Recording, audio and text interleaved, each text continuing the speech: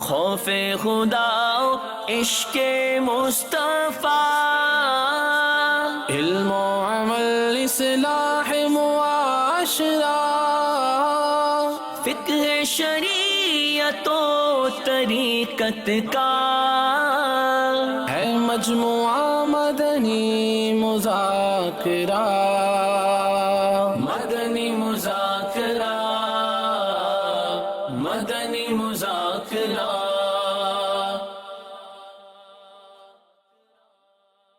الحمدللہ رب العالمین والصلاة والسلام علی خاتم النبیین، اما بعد فاعوذ باللہ من الشیطان الرجیم، بسم اللہ الرحمن الرحیم، الصلاة والسلام علیک یا رسول اللہ وعلی آلک واصحابک یا حبیب اللہ، الصلاة والسلام علیک یا نبی اللہ وعلى آلك وأصحابك يا نور وعلى الله۔ آلك وأصحابك يا نور الله۔ مکتبۃ المدینہ کے رسالے ضیاء درود السلام پیج نمبر 6 پر فرمان آخری نبی صلی اللہ تعالی علیہ وآلہ وسلم نمبر 21ویں رمضان شریف کی نسبت سے، اے لوگو، بے شک بروز قیامت اس کی دہشتوں یعنی گھبراہٹوں اور حساب کتاب سے جلد نجات پانے والا شخص وہ ہوگا جس نے تم میں سے مجھ پر دنیا کے اندر بکثرت درود شریف پڑھے ہوں گے۔ صلو علی الحبیب صلی اللہ علی محمد۔ الحمدللہ 1442 ہجری کے ماہ رمضان المبارک کا آج 21واں روزہ ہے۔ عصر کی نماز کے بعد حسب معمول مدنی مذاکرے کا سلسلہ ہے۔ آپ سوالات کیجئے، ہر سوال کا جواب وہ بھی بالصواب یعنی درست دے پاؤں یہ ضروری نہیں، بن پڑا تو عرض کرنے کی کوشش کی جائے گی، بھول کرتا پائیں فوراً میری اصلاح فرمائیں، مجھے آئیں بائیں شائیں کرتا اپنے کہے پر بلا وجہ اڑتا نہیں، شکریہ کے ساتھ رجوع کرتا پائیں گے انشاءاللہ الکریم۔ صلو علی الحبیب صلی اللہ علی محمد۔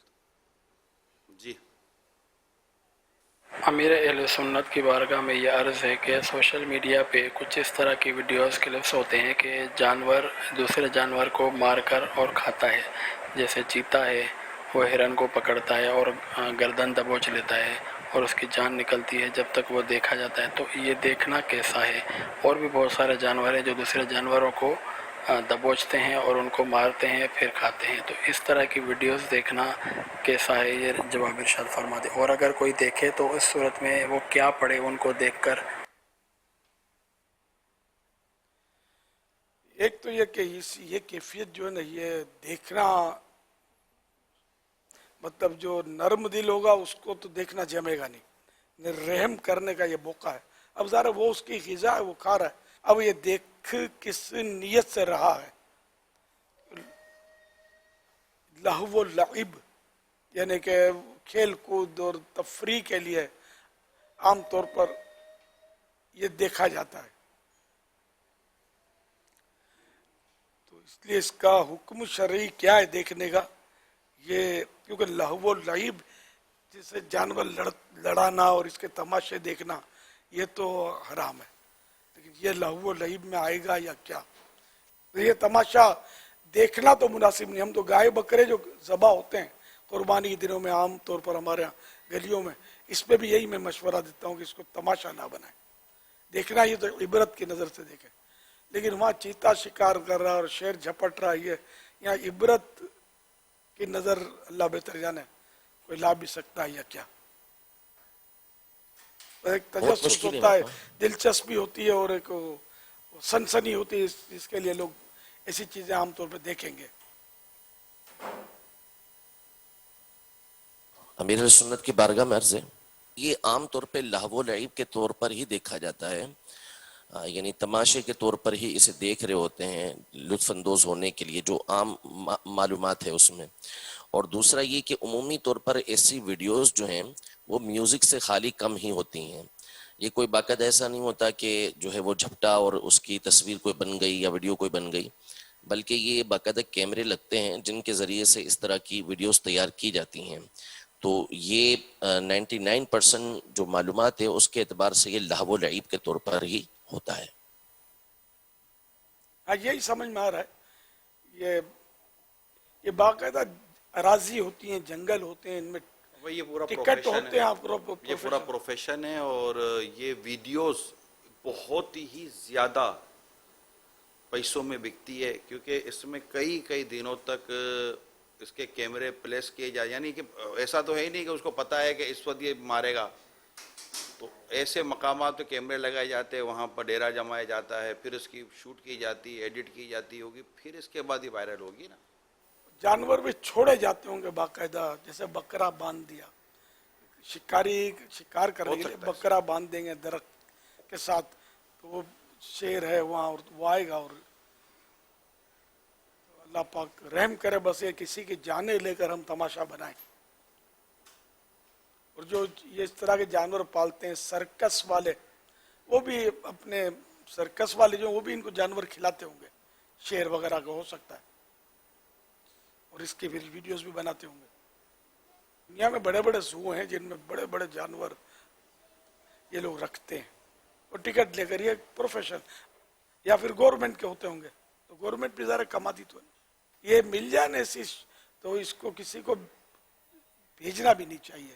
خیر ہم لوگوں کے پاس تو اس طرح کے، میرے پاس تو عام طور پر اپنے اس طرح کے لوگوں سے واسطے نہیں ہیں جو بھیجیں، نمبر بھی عام نہیں ہے. پاپا یہ عموماً ان کے ساتھ زیادہ ہو سکتا ہے جنہوں نے اپنے آپ کو مختلف گروپ میں پھنسایا ہوا ہے.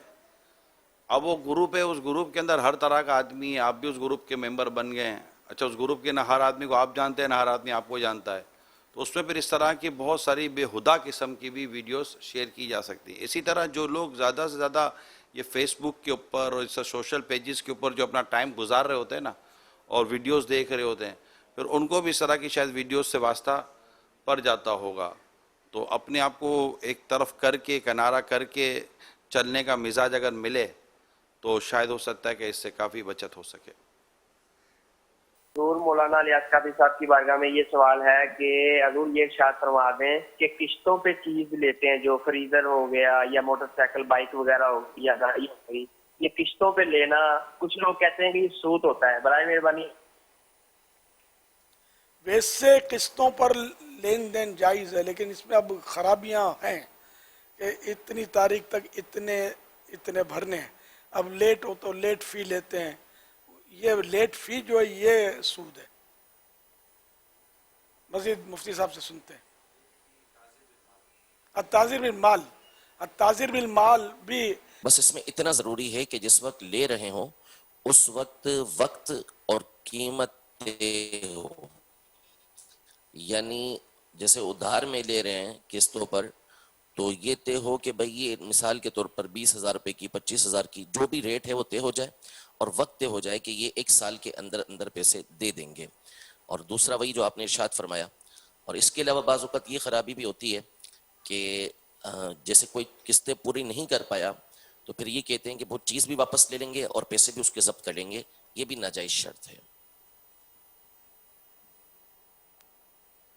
صلو علی الحبیب. اس کو ملکیت بھی مفتی صاحب نہیں دی جاتی، یعنی اس کو بیچ دیا جاتا ہے لیکن اس کی ملکیت نہیں رہتی جب تک کہ وہ قیمت پوری ادا نہ کر دے.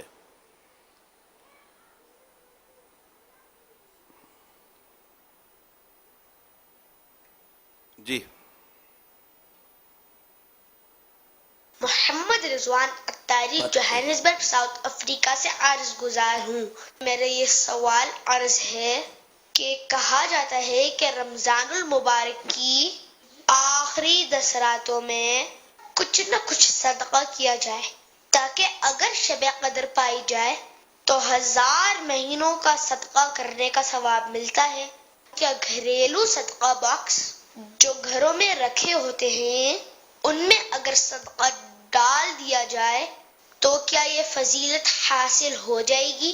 جزاک اللہ خیرہ طالب دعا. ماشاءاللہ.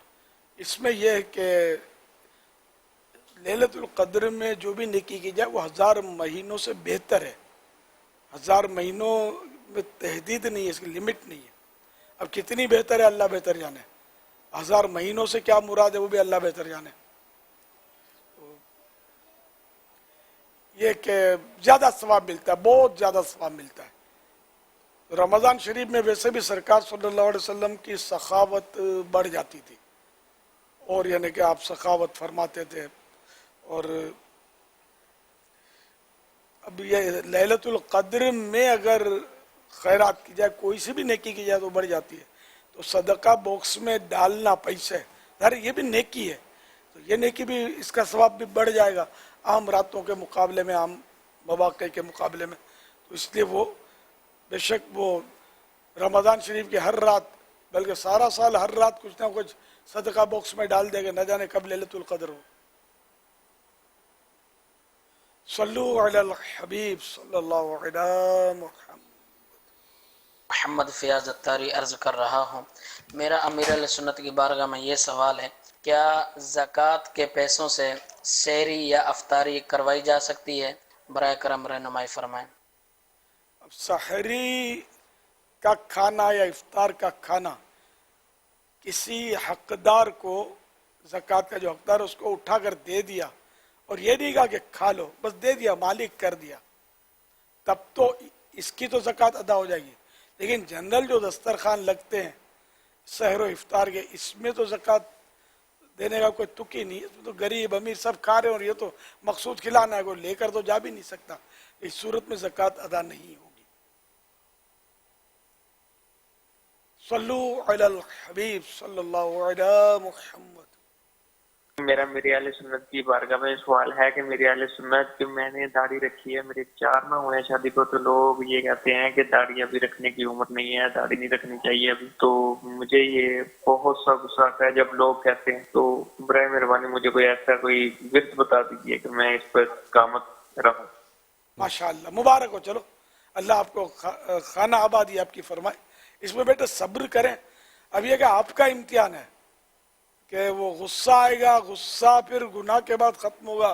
گالی دی، غیبت کی، برا بھلا بولا، دل آزاری کی، اٹھا کے رکھ دیا ہاتھ، تو یہ پھر گناہوں کی کئی صورتیں اس میں بن سکتی ہیں.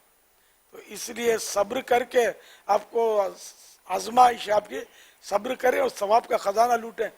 کہ کوئی گھونٹ ایسا نہیں ہے جو جیسا گھونٹ غصے کا ہے کہ بندہ پیے. تو غصہ آنا یہ تو بعض صورتوں میں تو نعمت لگتا ہے کہ غصہ آئے گا تو اس کا گھونٹ پیے گا تو ثواب کمائے گا، جبکہ یہ اس کو صبر کرنے میں کامیاب ہو جاتا ہے تو اب یہ نعمت کا باعث ہو گیا نا کہ اس کو ثواب ملا. بے صبری کی تو پھر یہ غصہ جو اس کے لیے زحمت کا باعث ہوا کہ یہ غصہ جس کا غصہ کسی گناہ کے بعد ہی ٹھنڈا ہوتا ہو تو اس کے لیے جہنم کا ایک دروازہ فکس ہے جس سے وہ جہنم میں داخل ہوگا. باقی یہ کہ تیری یہ عمر ہے، یہ تو غلط بات ہے، عوامی باتیں. یہ بالغ ہو گیا، شرعی احکام نافذ ہو گئے، اور اب داڑھی نکلی، بالغ ہوا، یا داڑھی ہے بالغ ہو گیا، اب اس کو کاٹ نہیں سکتے. ایک مٹھی جب تک نہ ہو جائے، ایک مٹھی ہو گئی، اب اس سے جو زائد ہیں صرف وہ کاٹ سکتے ہیں. ایک مٹھی سے چھوٹی کرنا، جیسے آج کل طرح طرح کی تراش خراش لوگ کر رہے ہیں، یہ سب گناہ گار ہو رہے ہیں. تو یہ خیال رکھنا ہے. تو آپ ہمت رکھیں اور آقا کی سنت سجائے رہیں، غصے پر بھی قابو پائیں، کم بولیں، تو انشاءاللہ مدینہ مدینہ ہو جائے گا. یہ داڑھی آپ کی کہیں نہیں جاتی. ہم نے بھی تو داڑھی کے ساتھ ہی شادیاں کی ہیں. دعوت اسلامی کے ہزاروں اسلامی بھائی داڑھی کے ساتھ ہی شادیاں کر رہے ہیں. جب دعوت اسلامی نہیں تھی تب کی آزمائش بھی مجھے پتا ہے، لیکن اب تو پھر بھی کافی سہولت ہو گئی ہے کہ معاشرے میں ہزاروں لاکھوں داڑھی والے اب ہو گئے ہیں اللہ کی رحمت سے، عاشقان رسول. پھر بھی آزمائشیں تو ہیں، صبر کریں، ہمت رکھیں اور جوابی کارروائی نہ کریں، ورنہ کہیں ایسا نہ ہو سامنے والے کو بعض وقت کفریات بھی بک دیں تو بھروسہ نہیں ہوتا، سنت کی توہین کر بیٹھیں، یہ بھی خطرناک ہوتی ہے نا. اس لیے وہ آپ صبر کریں. صلو علی الحبیب صلی اللہ علیہ وسلم. یہ سوشل میڈیا کے ذریعے ایک سوال میرے پاس آیا ہے کہ ہمسائے کی اگر غلط رویش یعنی ہمسایہ زیادتی کرتا ہو، ہمارے ساتھ کوئی غلط انداز اختیار کرتا ہو، تو اب کیا کرنا چاہیے ہمیں؟ صبر ہے، صبر تو خزانہ ہے فردوس بھائیو، عاشق کے لب پہ شکوا کبھی بھی نہ آ سکے. تو یہ تو پوچھ رہے ہیں کہ کیا سزا دینی چاہیے، اب کیا جواب ہے اس کو؟ اب سزا یا جزا جو مالک بن دینار نے دی وہ دے دیں. کیا؟ حضرت مالک بن دینار رحمۃ اللہ علیہ کے پڑوس میں ایک غیر مسلم بالکل جوائن مکان تھا، اس کا جو پرنالا تھا جس سے وہ بارش کا پانی گرتا ہے، بمبو لگا ہوتا ہے، تو وہ اس سے روزانہ آپ کے گھر میں وہ گندگی اس سے ڈالتا تھا، ستاتا تھا آپ کو. تو حضرت مالک بن دینار رحمۃ اللہ علیہ کی طرف سے کوئی احتجاج نہیں ہوا، کئی دن تک یہ ہوتا رہا. ایک بار اس سے رہا نہیں گیا غیر مسلم سے، اس نے بولا کہ میرے پرنالے سے آپ کو کوئی تکلیف تو نہیں ہوتی؟ ہوتی تو ہے. آپ کوئی تکلیف تو نہیں ہوئی؟ نہیں کوئی تکلیف نہیں ہوئی. تو بزرگان دین ایسا تھوڑی جھوٹ بولتے تھے جیسا ہم لوگ بول دیتے ہیں، تکلیف تو ہے، لیکن میں نے یہ جھاڑو اور یہ رکھا ہوا ہے، جب آتی ہے گندگی تو میں صاف کر ڈالتا ہوں. جب یہ صبر و تحمل دیکھا تو وہ تو حیران ہو گیا. اور آپ نے پھر وہ آیتیں بھی پڑھی کہ ہم کو تو ہمارے اسلام نے یہ تعلیم دی ہے، وَالْكَاظِمِينَ الْغَيْظَ وَالْعَافِينَ عَنِ النَّاسِ وَاللَّهُ يُحِبُّ الْمُحْسِنِينَ. یعنی مومن کی شان یہ کہ جب غصہ آتا ہے تو اس کو پی لیتے ہیں اور لوگوں کو معاف کر دیتے ہیں، اور اللہ احسان کرنے والوں کو دوست رکھتا ہے. جب یہ اس نے سنا تو وہ تو حیران رہ گیا، اسلام اتنا اچھا ہے. تو اس نے کہا کہ میں بھی آپ کے ساتھ مل جاتا ہوں، کلمہ پڑھا، مسلمان ہو گیا. تو یہ اسلام کی تعلیم ہے. تو اس لیے اگر پڑوسی تکلیف دیتا ہے تو صبر کرے، مقابلے میں تکلیف نہیں دینی. ایک شخص کا واقعہ امام غزالی نے لکھا ہے، بڑا پیارا واقعہ ہے کہ اس کے گھر میں چوہے ہو گئے. تو کسی نے کہا کہ بلی پال لو، میاؤں میاؤں کرے گی تو بھاگ جائیں گے. اچھا بھاگ کر کہاں جائیں گے؟ پڑوسی کے گھروں میں ہی گھسیں گے نا. نہ بابا نہ، میں پڑوسیوں کو تکلیف کیسے دوں؟ ان کو چوہے تنگ کرے بیچاروں کو، میرے پاس ہی ٹھیک ہے. تو یہ بزرگوں کا اور پہلے کے لوگوں کا اخلاق ہوتا تھا. اب تو توبہ، بہت بری حالت ہے. تو پڑوسیوں کی پہچان ہی نہیں ہم لوگوں کو. صلو علی الحبیب صلی اللہ علیہ وسلم. جس کو تکلیف دی جا رہی ہے آپ اسے صبر کی تلقین بھی کر رہے ہیں اور اسے صبر کے مدنی پھول دے رہے ہیں. تکلیف دینے والوں کو بھی تھوڑا سمجھاؤ نا یار، یہ بھی تو نام ایسا کریں. ظاہر ہے کہ جو عام لوگوں کو بھی تکلیف دے گا تو وہ گناہ گار ہے. اور ایک پڑوسی کا تو اپنے حقوق ہیں. پڑوسی کے اگر وہ پڑوسی غیر مسلم ہے تو اس کا ایک حق ہے، حق پڑوس. اگر وہ مسلمان ہے تو اس کے دو حق ہیں، حق اسلام اور حق پڑوس. اور اگر وہ رشتہ دار بھی ہے تو تین حق ہیں، حق اسلام، حق پڑوس اور حق قرابت یعنی رشتہ داری. تو عام لوگوں کے مقابلے میں پڑوسی کی اہمیت بہت زیادہ ہے. تو پڑوسیوں کو جو ایذا دے، تکلیف دے، وہ تو یعنی کہ بہت سخت، مطلب یعنی کہ عذاب کا حقدار ہو سکتا ہے، حقدار ہے.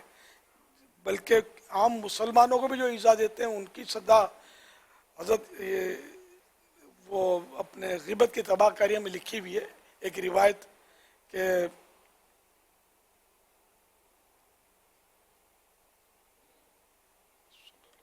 وہ خارش، ان پر خارش مسلط کر دی جائے گی جو لوگوں کو ایذا کر دیتے ہوں گے. وہ اتنا کھجائیں گے کہ گوشت اور کھال سب جھڑ جائے گی. تو ان کو کہا جائے گا کہ تم کو تکلیف ہو رہی ہے؟ تو وہ کہیں گے کہ بہت تکلیف ہو رہی ہے. تو کہا جائے گا کہ یہ اس کا بدلہ ہے جو تم مسلمانوں کو ایذا دیتے تھے، تکلیف دیتے تھے. حدیث پاک میں کہ من آذا مسلمن فقد آذانی، من آذانی فقد آذ اللہ. جس نے मुसलमान को ईजा दी, उसने मुझे ईजा दी। सरकार सल्लल्लाहु अलैहि वसल्लम फरमाते हैं कि उसने मुझे ईजा दी, और जिसने मुझे ईजा दी उसने अल्लाह को ईजा दी। और जो अल्लाह को ईजा दे, हमें जिस तरह ईजा होती है ना, तकलीफ होती है, चोट लगती है, अल्लाह पाक को ईजा देने के ये माना नहीं है। बहरहाल अल्लाह पाक ऐसों के लिए गज़बनाक होता है और उसके लिए सख्त अजाब की वईद कुरान में मौजूद है जो लोगों को ईजा देते हैं।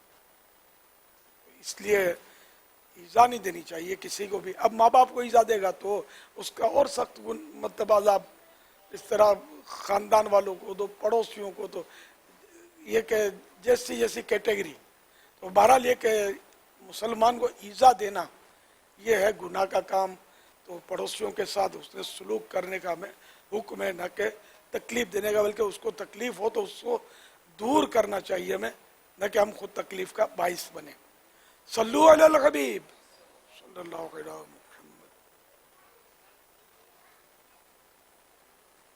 प्यारे आका सल्लल्लाहु अलैहि वसल्लम ने फरमाया, मैं इल्म का शहर हूँ और अली उसका दरवाजा है।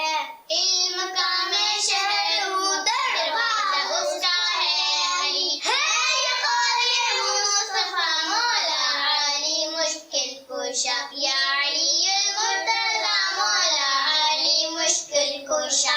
आप हैं शेर खुदा मौला अली मुश्किल कुशा। खाइफे किबरिया मुर्तज़ा मुर्तज़ा, दर्द दिल कर अता मुर्तज़ा मुर्तज़ा, अपने रब के शेर हैं मुर्तज़ा मुर्तज़ा। मुझको नेक दो बना मुर्तज़ा मुर्तज़ा, मुर्तज़ा मुर्तज़ा मुर्तज़ा मुर्तज़ा मुर्तज़ा मुर्तज़ा। मुझे अपनी और सारी दुनिया के लोगों की फलाह की कोशिश करना इंशाअल्लाह अज़्ज़ा वजल। हमारे प्यारे मुर्शिद को नसीहत फरमा और हमारे पापा जान को मदीना दिखा दे। या अल्लाह पापा को बख्श दे, आमीन। या अल्लाह पापा को बख्श दे। अस्सबील फी जल्लिल्लाह वाफी ज़ल्फी या अल्लाह, नूरे मुहम्मद सल्लल्लाह ला इलाहा इल्लल्लाह।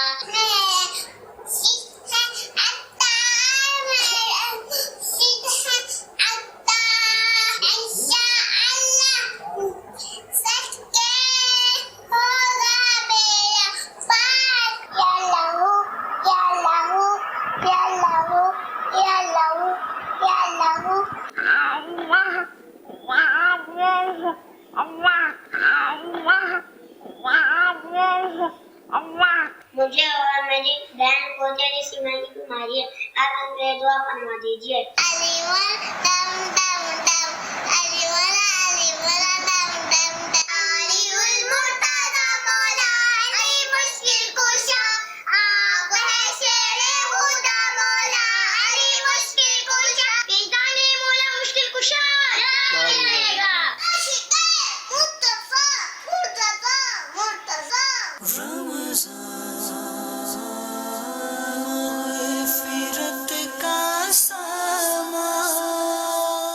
मैंने अब पहला रोजा रखा है, मेरे लिए भी दुआ करना, मेरे बाबा के लिए भी दुआ करना।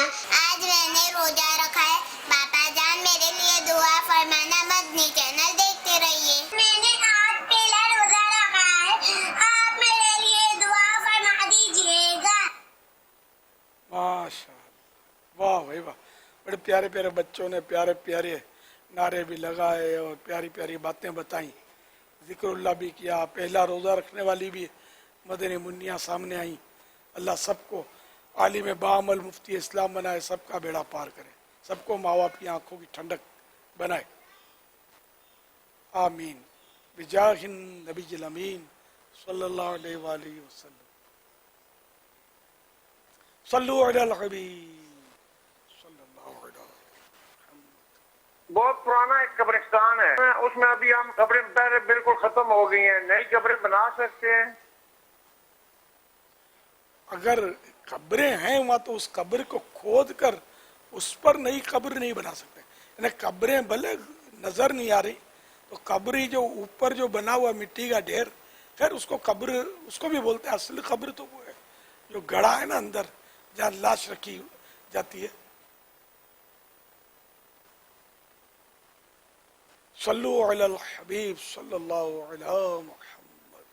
मेरा नाम मोहम्मद शाह ज़ैब अतारी है। मैं ओरिजिनल से बात कर रहा हूँ। प्यारे मेरे अहले सुन्नत, क्या इस्लामी बहनें ईद की नमाज पढ़ने जा सकती हैं? जवाब अनायत फरमा दीजिए। इस्लामी बहनों पर ईद की नमाज वाजिब नहीं है, ये नहीं जा सकती। सल्लु अलल हबीब सल्लल्लाहु अलैहि मुहम्मद। सर मेरे अहले सुन्नत से ये सवाल है कि मैंने अल्हम्दुलिल्लाह अभी तक सब रोज़े रखे। मैं चाहता हूँ मैं अपने रोज़े अपनी वालिदा को या अपने वालिद साहब को दे सकता हूँ, क्योंकि वो बीमार हैं, किसी मजबूरी की वजह से रोज़े नहीं रख पा रहे। जज़ाकल्लाह खैर। अल्लाह करीम आपके वालिदैन को शिफा अता फरमाए। ये रोज़े इसाले सवाब किए जा सकते हैं, लेकिन माँ बाप का फ़र्ज इससे नहीं उतरेगा। फ़र्ज तो है, वो तो ऐसा बूढ़ा हो उसका भी रोज़े के बदले रोज़ा नहीं है। ऐसा बूढ़ा या बुढ़िया कि जो बुढ़ापे की वजह से इतने कमज़ोर हो चुके हैं कि रोज़ा रखने की इनमें ताकत ही नहीं है, और गर्मी में भी नहीं रख सकते, सर्दी में भी नहीं रख सकते। ऐसे बिल्कुल यानी कि ना उम्मीद है कि आइंदा ताकत बहाल होगी। तो इसको शेख फ़ानी बोलते हैं। तो इसका एक रोज़े के बदले एक फिदिया है, सदका फितर की मिकदार, तो वो अदा किया जाए। एक रोज़े के बदले एक फिदिया किसी मिस्किन को दिया जाए। और इसमें भी अगर बाद में रोज़े की ताकत आ गई तो ये जो फिदिया दिया था ये नफल हो गया, खैरात हो गई, और रोज़े कज़ा करने फ़र्ज़ हैं। तो इसलिए माँ बाप बीमार हैं तो इनको आप दे दें, इस तरह रोज़ों के फ़र्ज इनके अदा हो जाएं, ऐसा नहीं हो सकता। आप पूरे रोज़े रखें, और माँ बाप भी अगर बर्दाश्त कर सकते हैं तो बेशक रखें। और अगर ऐसे बीमार हैं, नहीं रख पा रहे वाकई जिसमें शरीयत की इजाज़त है, तो बाद में क़ज़ा इनको करने होंगे सेहत बहाल होने की सूरत में। सल्लु अलल हबीब सल्लल्लाहु अलैहि वसल्लम। औलाद के ज़िम्मे वालिदैन की किफ़ालत कब तक रहती है? औलाद के ज़िम्मे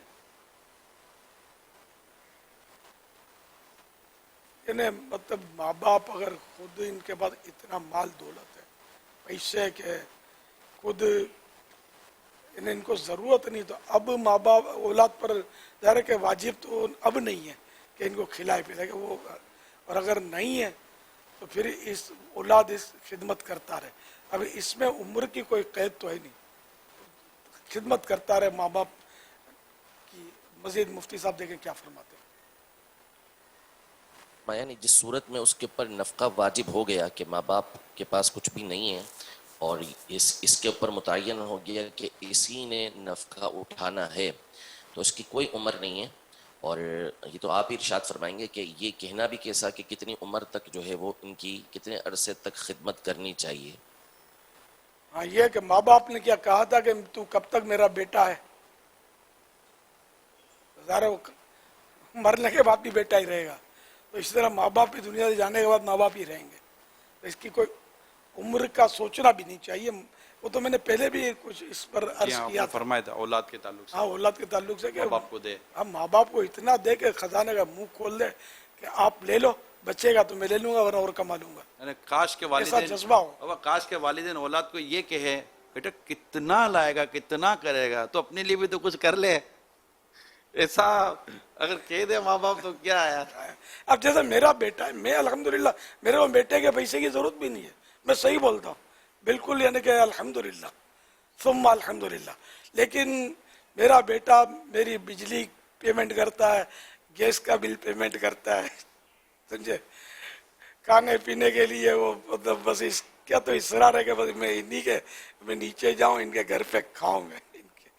तो ये और भी मतलब ये नहीं कि ये मेरा बेटा जो है ना, यूं कह सकते हैं अपने कि इसके खजाने का मुंह खुला हुआ मेरे लिए, मैं जेब में हाथ डाल के निकाल सकता हूँ। ये बोलेगा नहीं बापा बस बस बस बस मुझ मेरा उसने जन है। हाजी उबैद रजा ये बैठे हुए, तो ये अल्हम्दुलिल्लाह मतलब है कि मेरी खिदमत करते रहते हैं। मेरी बड़ी बहनें जो बिल्कुल यानी कि ऐसी पोजीशन हो गई कि मैं नामुमकिन है कि मैं इनको संभाल सकूं। अल्हम्दुलिल्लाह मेरे बेटे के घर पर जब ये अलीलाल सोसाइटी में थे, आज अब तो हम एक ही इमारत में आ गए, तो वहाँ मेरी बहनों को बड़ी बहन को इन्होंने संभाला और जो कुछ इन पर मतलब खिदमत की कि मैं यही कहता था यार तुमने अगले पिछले सब पूरे कर दिए।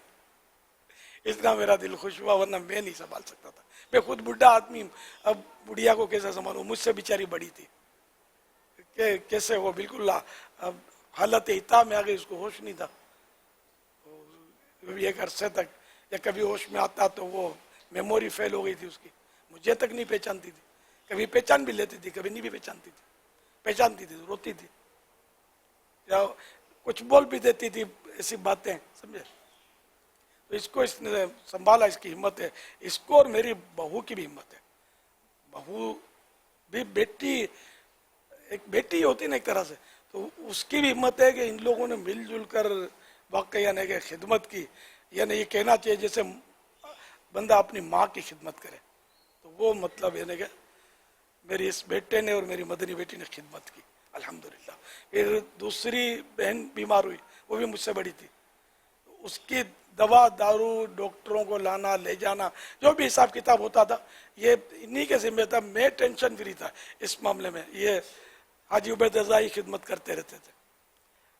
ये दोनों चली गई, अब अल्लाह करीम बस मुझे किसी का मोहताज ना करे, अपने बेटे का भी ना करे। हम तो अल्लाह से यही दुआ मांगे, क्योंकि बिस्तर पर आकर मोहताज हो जाना ये बहुत आजमाइश है। लेकिन दूसरी बहन मोहताज नहीं हुई थी। दूसरी बहन तो माशाअल्लाह ये कि आखिर तक अपने पाँव पर चल रही थी, लेकिन बीमार थी। और बस वो आखिरी वक्त आप नहीं थे ना? मैं नहीं था, ये उम्मीद जुनैद थी, आपकी बेटी थी, इनकी इमरान बेटी ही थी। मैं हाजी इमरान की बेटी थी। और इनका बयान है कि बहन ने कलमा पढ़ा था, है ना, कलमा जोर जोर से कलमा पढ़ रही थी शायद, और इस तरह उनका इंतकाल हुआ था। लेकिन किसी की मोहताज नहीं हुई, वो बड़ी बेचारी मोहताज हुई थी, उससे बड़ी जो थी। तो ये बहरहाल मेरे बेटे हाजी उबैद रज़ा खिदमत करते हैं। अल्लाह की रहमत से अल्लाह इनको इस्तिकामत भी रखे, इस्तिकामत भी दे, और बेहिसाब मगफिरत इनका, इनकी आल औलाद का मुक़द्दर करे। इनके सदक़े मेरे साथ भी ऐसा ही हो। ये भी खिदमत करते हैं और अच्छी मेरा खिदमत क्या जो भी वो आपका ही दिया हुआ है, आपका सदका है, अल्लाह आपको दराज़ी उम्र ये खैर बाप के लिए यही जज्बा होना चाहिए कि आपने ही दिया। ये मैं इसलिए कि ये होना चाहिए। मुझे इन्होंने कहा ये अपनी जगह पर, लेकिन हर औलाद को ये सोचना चाहिए कि उंगली पकड़ के बाप ने चलाया, और अभी हम कदावर हो गए, जवान हो गए, सेहत है, तो अब नहीं बोला करो, अब्बू आपको समझ नहीं पड़ती, अब बीच में नहीं बोला करें। आप फिर लूज टॉकिंग कर देते हैं, कुछ न कुछ का कुछ बोल देते हैं। बोला हुआ नहीं है, बिल्कुल नहीं। जबान कट जाए, बाप के सामने जबान खुलनी नहीं चाहिए। वह मुस्तफ़ा करीम सल्लल्लाहु ताला अलैहि वसल्लम का वो इरशाद का वो हिस्सा है ना, जो आपने औलाद को फरमाया कि तू और तेरा माल सब तेरे बाप का है। सुभान अल्लाह। ज्यादा जब वो बुजुर्ग हो जाएंगे, बीमार हो जाते हैं, तो तू खिदमत तो बढ़ती जाएगी। और शायद यूं कि जितनी उम्र बढ़ती जाएगी इनकी किफालत में बस पैसा ही देना है, या औलाद को अपने वालिदैन के साथ अदब शफकत वक्त ये सब इसमें भी आता है। किफालत नफका, नान नफका बोलते हैं कि रोटी मकान जो भी नॉर्मली खाने पीने का जो भी थोड़ा मकान रिहाइश। जी हाँ, तो ये अपने अगर वो मोहताज हैं, इनके बाद अपना नहीं है, तो अब वाजिब हो जाएगा कि औलाद इनकी खिदमत करे। बल्कि आम रिश्तेदारों में भी अगर रिश्तेदार है तो उसको कोई माली ज़रूरत हुई तब भी सिले रहमी वाजिब है कि दे सकता है, तो दूसरा रिश्तेदार उसकी मदद करे जबकि वो तकलीफ में है। सिले रहमी वाजिब है। तो माँ बाप तो सबसे अकरब हैं, करीब तरीन रिश्तेदार हैं, इनकी ज्यादा खिदमत की जाएगी। सल्लु अलल हबीब सल्लल्लाहु अलैहि वसल्लम। ये अल्हम्दुलिल्लाह मदनी चैनल देखने वालों को ये भी एक बरकत मिलती है कि अगर आप अपने گھر والوں کے ساتھ، اولاد کے ساتھ، والدین وغیرہ سب اگر بیٹھ کر دیکھتے ہیں تو اس بات کا اندازہ ہوتا ہے کہ ہمیں کس طرح رہنا ہے، اپنے ماں باپ کی کیسے خدمت کرنی ہے، نتیجے دکھائیں۔ اللہ تعالی ہمارے بڑے شہزادے عبید رضا اتاری کو بھی سلامت رکھے اور ان کے حسن عمل کا اللہ بہترین اجر و ثواب عطا فرمائے۔ ماشاء یہ خوش نصیب ہوتا ہے بیٹا کہ جس سے وہ والد خوش ہو اور والد اس کو دعاؤں سے نوازے، یہ بہت خوش قسمتی ہوتی ہے اولاد کی۔ اللہ کریم ہم سب کو سعادت مند اولاد بننے کی سعادت عطا فرمائے ماشاءاللہ۔ صلو علی الحبیب صلی اللہ علیہ محمد۔ قادری عرض کر رہا ہوں جرمنی سے۔ الحمدللہ عز و جل اللہ پاک نے بیٹے کی نعمت سے نوازا ہے جس کا نام اعلیٰ حضرت کی نسبت سے احمد رضا رکھا ہے، اور امیر اہل سنت کی ہدایت پر ہم اس کے سامنے اللہ اللہ کا ذکر کرتے تھے، تو الحمدللہ 2 ماہ کی عمر میں میرے بیٹے نے اللہ کا نام پکارا ہے۔ تو امیر اہل سنت سے یہ عرض ہے کہ اس کو اپنے سلسلہ عالیہ اتاریہ قادریہ میں شامل فرما لیں۔ احمد رضا کو میں اپنے سلسلے میں داخل کرتا ہوں، قادری رضوی ہو گئے، غوث پاک کے ہاتھ میں دیتا ہوں۔ بہت بہت مبارک، ماشاءاللہ 2 مہینے میں اس کے زبان سے لفظ اللہ ادا ہوا ماشاءاللہ۔ اللہ پاک اس کو عالم بعمل مفتی اسلام بنائے اور امام احمد رضا خان کا شہدائی بنائے۔ صلو علی الحبیب صلی اللہ علیہ محمد۔ خوف خدا عشق مصطفیٰ، علم و عمل اصلاح معاشرہ، فقہ شریعت و طریقت کا ہے مجموعہ مدنی مذاکرہ۔